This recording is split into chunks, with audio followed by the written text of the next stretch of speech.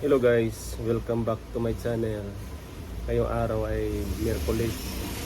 Kung hindi na maulan, medyo mainit na yung panahon.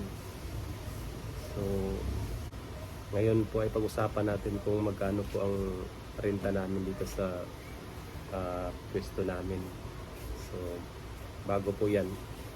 Kung bago ka pa sa aking channel guys, huwag mong kalimutang mag-subscribe at i-share at i-like ang aking mga video.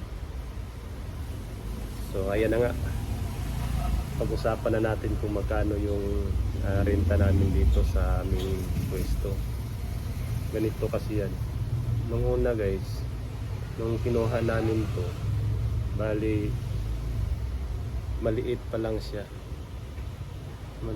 na pwesto. So hanggang dyan pa lang siya guys, yan sa may lamisa na yan. Yan, itong pwesto na to, yan, hanggang dyan pa lang siya. So binigay sa amin ng may-ari ng 15,000. So napaisip ako kung kakayanin ba siya. So bali hindi pa to kasama itong pwesto na to, itong may mga lagay na mga stock, mga alak.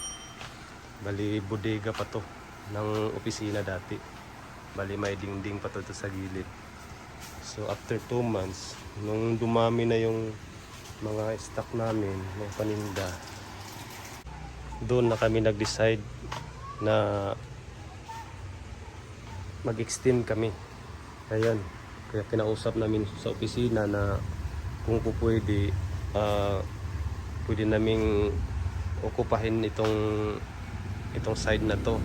Pag gagawin lang naming bodega, nalagyan ng mga stock namin kasi kakaumpisa pa lang kasi namin, wala kami mga bodega, wala pa kami mapaglagyan ng mga stock kasi lumami na kasi kagad after 2 months. Dito punong-puno na dito sa gilid yung mga stock na mga karton-karton na yan, dito siya nakalagay sa gilid. So yung mga namimili wala nang madadaanan, so araw-araw may deliver. Tapos ayun, 2 buwan pa lang dumami na yung stock, kaya ayun, kinuha na namin to. Nung pinagawa ko ito, gumastos din ako nito ng mga 15,000 kasi pinapaganda ko ito. Yan, katulad dito sa una, pina-screenshot ko rin to.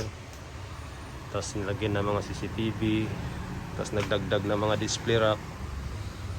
So 15,000 ang pagpapagawa ko pa lang nito, hindi pa kasama yung mga display rack na dinagdag ko. So binigay din sa amin ng may-ari to ng 5,000. So bali ang total namin na upa dito kada buwan is 20,000. Hindi pa kasama yung tubig namin dito at saka yung kuryente, saka yung internet. So yung tubig namin dito kada buwan guys is mura lang naman, 50 lang kada tao. So dalawa lang kaming mag-asawa, so 100 ang binabayaran namin.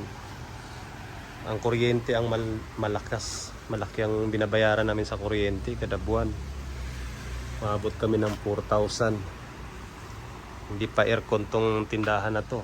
Paano pa kaya kung ipa-aircon ko ito? Siguro aabot na mga 10,000 babayaran ko. Pero hindi naman mainit dito kasi bungad lang siya. Ayun, maalwan, mahangin dito, kaya hindi namin kailangang aircon tong tindahan na to. Medyo maalikabok nga lang, pero araw-araw naman naming nililinis, pinupunasan yung mga paninda namin, yung mga display rack. Tapos yung wifi, internet, 1,000 kada buwan. So bali ang binabayaran namin dito kulang-kulang 26,000. So doon ako napaisip kung kakayanin. So kinaya naman siya. Kailangan lang talaga na consistent ka na magbukas araw-araw. Saka kailangan mong mag-isip kung anong mga paninda na pwede mong idagdag para mas lalaki pa yung kita mo. At meron pa pala guys yung katulong namin. Bali 8,000 ang pasahod namin sa kanya buwan-buwan. Libre na lahat pagkain niya. Pero stay out siya. So yung 8,000 malaking bagay na rin. Tapos yung mga pagkain namin kada buwan. Dito rin namin kinukuha. Ang budget namin sa isang buwan na pagkain is 20 or 22,000. So pumapalo kami dito ng 60,000. Dito namin kinukuha lahat guys ang mga gastusin sa tindahan na to. So pasalamat ako at kinaya naman ng tindahan. Wala naman ako ibang income kundi dito lang ako nag-rely sa negosyo na to. So ayan guys, alam nyo na kung magkano yung renta ko dito sa pwesto ko at mga ibang mga expenses. So sana magkakaroon kayo ng idea sa ganitong negosyo. Kung gusto nyo magtayo ng ganitong negosyo guys, maganda talaga siya. Talagang mabubuhay ang pamilya mo dito at hindi mo na kailangang lumayo tulad sa mga kababayan natin, mga OFW na malayo sa pamilya nila at pagod na rin sa trabaho na gusto nang umuwi at walang idea kung anong pwedeng itatayong negosyo. So ito guys, perfecto, maganda to na negosyo. Talagang kikita kayo nito at makakapag-ipon pa kayo dito. Ako din naman ay dati isang OFW sa Korea ako dati. Although malaki ang sahod doon pero hindi ako masaya doon kasi nga malayo sa pamilya. Kaya umuwi na lang ako at nagninegosyo.